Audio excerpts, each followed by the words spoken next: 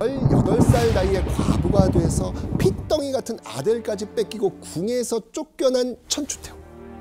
천추태후의 그 상심과 공허함은 날마다 깊어져만 갑니다. 그런데 상처뿐이었던 천추태후의 마음을 위로해줄 사건이 발생해요. 무슨 일이 일어났을까요? 뉴 남자가 생겼나? 새로운 남자. 새로운 남자? 바로 천추태후가 사랑에 빠진 겁니다. 와. 마음 둘 곳 없는 천추태후의 외로움을 파고든 인물. 그 남자의 이름은 김치양이었습니다. 지치고 고된 마음을 김치양에게 위로받으면서 둘은 급속도로 가까워진 거예요. 어떻게 만났지? 김치양은 이 당시에 이렇다 할 관직도 없었거든요. 그래요? 그런데 기록에 의하면 천추태후의 먼 외가 쪽 친척이라는 기록이 있고요. 그다음에 천추태후 고향 인근에 살았던 사람이에요. 그러니까 천추태후가 궁에서 쫓겨나고 난 다음에 위로를 받고 싶었었던 것 같아요. 그래서 불러들여서 이렇게 만남을 이어간 것이 아닐까 이렇게 추측이 가능하죠. 그럼에도 불구하고 여러분들, 궁에서 쫓겨나서 또 왕후가 이렇게 아무나 만나면 되겠습니까? 맞네. 왕의 딸과 손녀는 왕실의 남자, 그러니까 왕씨성을 가진 남자와만 결혼할 수 있었습니다. 하지만 한번 타오르기 시작한 사랑은 아이고야, 멈출 수가 쉽지 않죠. 그게 안 되죠. 안 되죠. 예. 주변을 속여가며 위험한 사랑을 이야기하던 천추태후. 그런데 둘의 행복은 오래가지 않습니다. 김치양이 스님 행세를 하며 천추태후의 거처에 들락날락한다는 소문이 천추태후의 오빠 누구? 성종. 맞습니다. 성종의 귀에까지 들어간 거예요. 성종은 수치스러운 이 왕실 스캔들에 크게 분노했고요. 김치양의 볼기짝이 터지도록 이 곤장을 때리군요. 유배까지 보내버립니다. 자, 그렇게 금지된 사랑이 끝나고 천추태후는 다시 한번 좌절을 맛봐야 했습니다. 이제는 연인과도 생이별한 상황이에요. 뭐만 하면 다 생이별이네요. 진짜로. 천추태후는 참담한 심정에 이를 갈며 피눈물을 흘렸을 겁니다. 그리고 더 이상 아무것도 뺏기지 않겠어 다짐하지 않았을까요? 아이고. 그런데 990년 12월 모든 것을 잃고 좌절 중이던 천추태후에게 한 줄기 빛과도 같은 소식이 전해집니다. 바로 천추태후의 아들 왕송이 나의 뒤를 이을 왕위 계승자다. 오빠 성종이 후계자를 선언을 했다는 겁니다. 세상 책봉이 된 거군요. 왜냐하면 즉위 9년이 되도록 성종에게 후사가 없었거든요. 자, 그리고 7년 뒤인 997년 천추태후의 오빠 성종이 38살 나이로 병사하면서 마침내 누가 왕위에 오른다? 왕손. 그렇죠. 18살 나이로 고려 제7대 왕 목종이 되는 순간이었습니다. 그럼 이제 궁 들어갈 수 있겠다. 그렇지. 자, 이 아들 목종이 즉위하면서 천추태후는 궁궐에서 쫓겨난 지 무려 16년 만에 다시 궁궐로 돌아올 수 있었습니다. 16년이란 세월은 모자에게 너무도 멀고도 긴 이별과 같았을 겁니다. 효심이 지극했던 목종은요, 너무나 기쁜 마음에 궁으로 돌아온 어머니를 위해 아주 특별한 선물을 바치죠. 바로 천추전, 천년의 가을이라는 뜻으로 어머니가 오래오래 자신의 곁에 머물기를 바라며 선물한 겁니다. 천추전은 단순한 거처가 아니고요, 천추태후의 그 위상과 입지를 보여주는 중요한 상징이라고 볼 수 있겠죠. 그리고 이때부터 천추전에 사는 태후라고 해서 천추태후로 불리게 된 겁니다. 이름이 아름답네요. 그러니까요. 낭만 있다. 그렇죠. 그런데 그리운 아들과 재회한 기쁨도 잠시 천추태후는 아주 충격적인 선언을 합니다. 자, 이 상황을 각색해 봤는데요. 자, 어디 한번 우리 동현 씨와 혁수 씨가 연기 톤으로 한번 해주시죠. 좋아요. 네. 제가 천추태우군요. 아, 제가 목종입니다. 궁금하다. 아들, 이 어미가 아주 중대한 발표를 할 테니 잘 들어. 예, 무엇이옵니까, 어머니? 오늘부터 내가 너를 대신해서 정치를 하겠다. 예? 어머니, 저도 18살입니다. 왜야? 예, 어머니 뜻대로 하십시오. 여기도 메이야가 나오네요. 천추태후가 아들 목종을 대신해 자신이 정치를 하겠다는 이른바 섭정을 선포한 겁니다.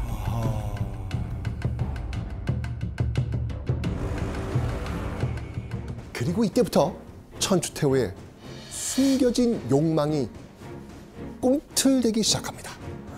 권력을 주자마자 천추태후가 궁으로 바로 불러들인 이가 있었습니다. 누구겠습니까? 아, 아, 김치향. 그렇죠. 천추태후는 유배지에 있던 연인 김치향을 불러들여서 곧장 정칠품 한문 통사사인에 임명합니다. 비록 하급 벼슬이었지만 중요한 건 따로 있죠. 궁중 의례를 담당하는 기관이었기 때문에 김치향은 궁궐 문턱을 닳도록 드나들면서 천추태후와 사랑을 속삭일 수 있었다는 것입니다. 자, 그렇게 천추태후의 절대적인 사랑과 신임을 받으며 김치향은 권력의 사다리를 단숨에 올라가죠. 맞아. 정칠품 한문 통사사인에서 정이품의 네? 우복야와 삼사사로 초고속 승진. 그 들렸다 안 가고 그냥 바로 가는 거예요? 어떻게 이렇게 여기서 끝이었을까요? 그리고 마침내 총일품 어머. 판사사까지 올라간 김치향. 김치향은 국가의 금고를 틀어줄 수 있었습니다. 금고를 만지면 그 금고가 결국에는 관리의 인사권이 모두 김치향의 손에서 나오게 되어 그의 친척과 일당들이 온통 요직을 차지하였으며 세력이 온 나라에 끼쳤고 뇌물을 공공연히 챙겼다. 그러니까 금고뿐 아니라 그 인사권이 제일 중요하잖아요. 인사권. 엄청난 부를 쌓았을 것 같기도 해요. 맞습니다. 왕실 스캔들로 곤장을 맞고 유배를 떠났던 김치향이 연인 천추태후의 비선 실세가 돼서 절대 권력을 움켜쥔 겁니다. 왕은 허수아비가 된 지 오래요. 천추태후와 김치향은 대저택 안에서 낮이든 밤이든 거리낌 없이 사랑을 나눈 겁니다. 그래도 목종이 왕인데 이 상황을 그냥 가만히 보고만 있었어요? 천추태후와 김치향이 정권을 주도하고 목종은 반대 없이 따라가는 형태였어요.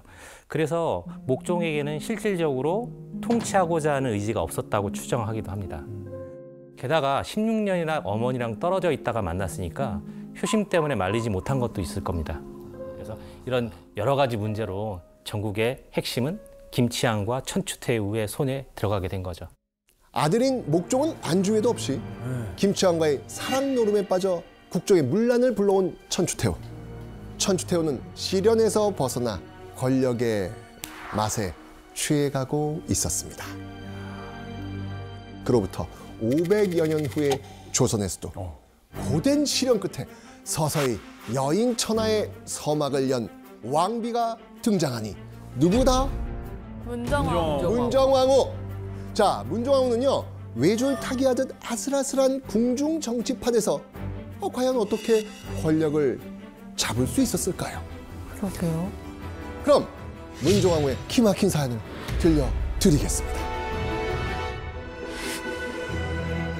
중전이 동공을 매우 박대하니 놀라운 생각을 견딜 수 없다. 세자 인종을 대하는 문정왕후의 태도가 돌변한 거예요. 여기서 문제. 문정왕후가 갑자기 세자 인종을 박대한 이유는 무엇일까요? 왜 그랬을까? 양보하겠습니다. 양보하겠습니다. 양보 안 하셔도 돼요. 이렇게 어려운 건. 양보하겠습니다. 야, 알 것 같아요. 역사에 많이 떠났잖아요. 그러니까요. 사실 기억은 없지만 느낌 왔어. 느낌이 들려서 왔거든요. 느낌 왔어. 촉 네. 왔어. 왜 박대했을까요? 알 것 같은데 이렇게 바로 맞춰도 되나요? 제발 맞춰주세요. 지현 씨, 갑시다. 양보할게요. 정답. 아들을 가졌나요? 정답. 아들? 저랑 같은 생각입니다. 저랑 같은 생각. 아들을 가졌어요. 아, 이 작전 되게 좋은데요? 다음부터는 제가 할게요. 1534년 문정왕후가 입궁한 지 무려 17년 만에 왕자를 낳은 거예요. 이때가 문정왕후 34살에 경원대군을 출산한 겁니다. 이렇게 천신만고 끝에 아들 얻었어. 이런 문정왕후 눈에 이제 인종 어떻게 보였을까요? 아, 인종 딱해. 아, 이 세자만 없으면 내 아들이 왕이 될 수 있다. 아, 잔인하다. 막상 내 친아들을 낳자 17년 동안이나 보호해왔던 세자 인종이 눈엣가시 같아진 거예요. 아들 출산이 문정왕후의 욕망의 도화선이 된 겁니다. 아들이 없을 때까지는 인종이 잘 성장해서 왕위를 계승하도록 하는 것이 문정왕후의 임무였잖아요. 네. 그런데 궁에 들어온 지 17년 만에 중종의 아들 경원대군을 낳습니다. 네. 게다가 지금 세자에게는 자식도 없네요. 만약에 내 아들이 세제, 왕위를 계승할 수 있는 동생이 된다면 왕이 될 수 있지 않을까? 이런 생각 안 들겠어요? 완전 그럴 수 있겠네. 그렇게 문정왕후는 세자 인종과 그를 둘러싼 세력의 칼끝을 돌린 겁니다. 어제의 동지가 오늘의 적이 되어버린 것이죠. 이때부터 후계자 계승을 두고 조정은 두 개의 파로 갈라지게 됩니다. 자, 전 씨, 이게 한꺼번에 이제 단골로 나오는 소재인데 뭐라고 하는지 혹시 기억나요? 이게 좀 어려운 건 한데. 대윤, 소윤. 역시 1급이야. 처음 들어봐서. 바로 대윤과 소윤입니다. 대윤과 소윤은 같은 파평 윤씨 가문입니다. 세자 인종의 외삼촌 윤임을 필두로 인종을 지지하는 세력은 대윤, 문정왕후의 동생 윤원영 형제를 앞세워 문정왕후의 아들 경원대군을 지지하는 세력을 소윤이라고 불리는 겁니다. 두 개로 나뉜 조정, 대윤과 소윤의 갈등은 점점 악화됩니다. 자, 이게 어느 정도로 사이가 안 좋았는지 기록으로 한번 확인해 보겠습니다. 대소가 의심하여 서로 찾아가지 못하고 집을 옮겨 살려는 자까지 있습니다. 친척 가족끼리 그냥 남남 된 거잖아요. 꼴보기 싫어서 이사를 간 거예요? 그렇죠.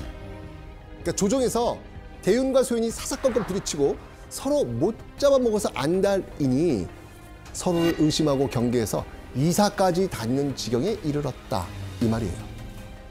그리고 대윤과 소윤이 서로 팽팽한 기싸움을 벌였던 그때 어떤 사건으로 인해서 전세가 어느 한쪽으로 확 기울어져 버립니다. 무슨 일일 것 같아요? 캠페인했는데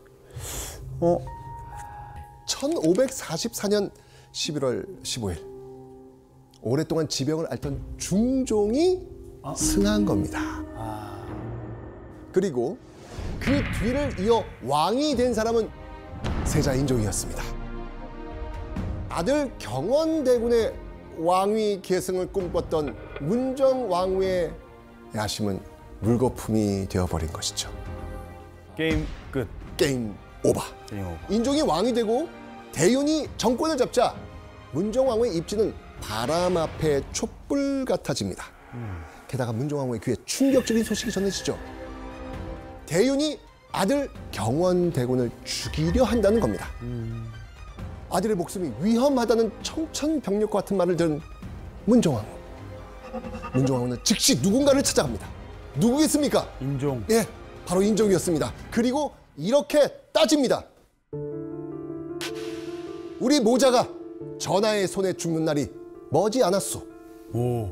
언제쯤 죽이려 하오? 와. 문정왕후가 인종을 찾아가 악을 썼다는 겁니다. 이렇게 대놓고. 대놓고. 기세가 보통이 아니네요. 네. 그렇다면 이때 인종의 반응은 어땠을까요?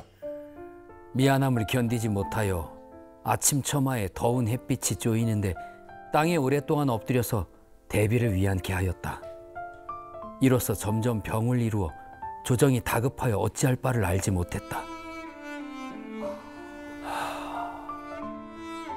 그러니까 뭐냐면 인종의 인은 어질 인자입니다. 어질고 효심이 지극하기로 유명한 인종은요. 더운 땡볕에 엎드린 채 문정왕후를 위안을 했고 이로 인해 점점 병을 이루었다는 내용입니다. 계속 엎드려 있어서. 네. 아이고 착해라. 심지어 인종이 어느 정도로 효자였냐면 아버지인 중종이 서거하자 무려 6일 동안이나 물 한 모금도 입에 대지 않았거든요. 결국 건강이 나빠진 인종은 알아눕고 만 거예요. 아이고. 자, 그렇다면 이렇게 몸져 누운 인종을 보면서 문정왕후는 어떤 생각을 했을까요? 설마. 좀만 지나면은 잘 할 수 있겠는데? 한 자리 할 수 아니 있겠다. 진짜 어떻게 그런 생각을 하세요? 아, 제가 한 게 아니고요. 아, 지금까지 흐름을 봤을 제가 때 이게 생각한 게 맞는 것 아니고요, 같아. 선배님. 맞습니다. 이때 문정왕후의 일화 이렇게 기록하고 있습니다.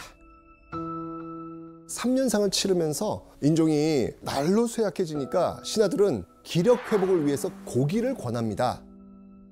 그런데 인종은 예법에 따라야 한다 라고 하면서 이 신하들의 요청을 강력히 거부해요. 부모가 죽으면 그 자식은 3년 동안 고기를 먹지 않는 게 유교적 원칙이었거든요. 이때 인종에게 고기를 먹이기 위해서 이 신하들이 떠올린 묘책이 뭘까요? 뭐지? 바로 문정왕후였어요. 효심이 가득하니까 엄마가 맞아요. 주면 먹겠죠. 맞습니다. 맞습니다. 효심이 지극하시니 어머니 말은 듣지 않을까 하는 마음이었던 거예요. 그래서 신하들은 문정왕후를 찾아가 아주 간곡하게 청하죠. 대비마마께서 먼저 고기를 드신 뒤에 주상께도 권하신다면 반드시 따르실 것이옵니다. 이때 문정왕후는 신하들에게 뭐라고 대답했을까요? 이거는 우리 지현 씨가 잘 알 것 같은데요. 일단 메이아는 나왔을 것 같아요. 네, 지현 씨가 알 것 첫마디가 같은데. 메이아는 확실합니다. 지현 씨 뭐라고 하셨어요? 뭐 예법을 따라야 되지 않겠나. 뭐 왕이 안 먹는다고 하는데 왕의 말을 따르겠사옵니다. 하지 않았을까요? 맞습니다. 내가 병이 난 것도 아닌데 내가 어찌 고기를 먹을 수 있겠소? 문정왕후는 자신도 예법에 따라야 한다며 신하들의 요청을 거절합니다. 하지만 속으로는 이렇게 생각하지 않았을까요? 그래, 3년상을 저렇게만 계속해 준다면 내게 기회가 더 빨리 찾아올 수도 있겠다. HTX가 살얼음판을 달리고 있었네요. 그러니까요. 그리고 1545년 7월 궁궐 처마에 올라선 내시는 용마루를 밟고 서서 이렇게 외칩니다. 상위복, 상위복. 인종의 죽음을 알리는 소리였습니다. 어머. 어허.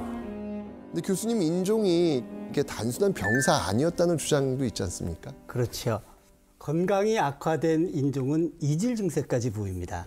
그러니까 전해지는 이야기에 따르면 문정왕후는 인종의 이질 증세의 상극인 닭죽을 매번 올렸다고 그러고, 심지어는 문정왕후가 준비한 떡을 먹고 앓다가 죽었다고도 합니다. 국책 사업으로 편찬된 실록에 문정왕후가 인종을 구박했던 걸 보면 그랬을 수도 있겠다 싶습니다. 그런데 심증은 있는데 물증이 하나도 없어요. 하지만 문정왕후의 성품상 충분히 가능성 있는 이야기입니다. 생각보다 되게 더 못된 사람이네. 그렇게 인종이 죽고 닷새 뒤인 7월 7일 문정왕후의 아들 경원대군은 마침내 12살의 나이에 제13대 왕 명종으로 즉위합니다. 문정왕후의 오랜 염원이 마침내 이루어진 순간이었습니다. 이야.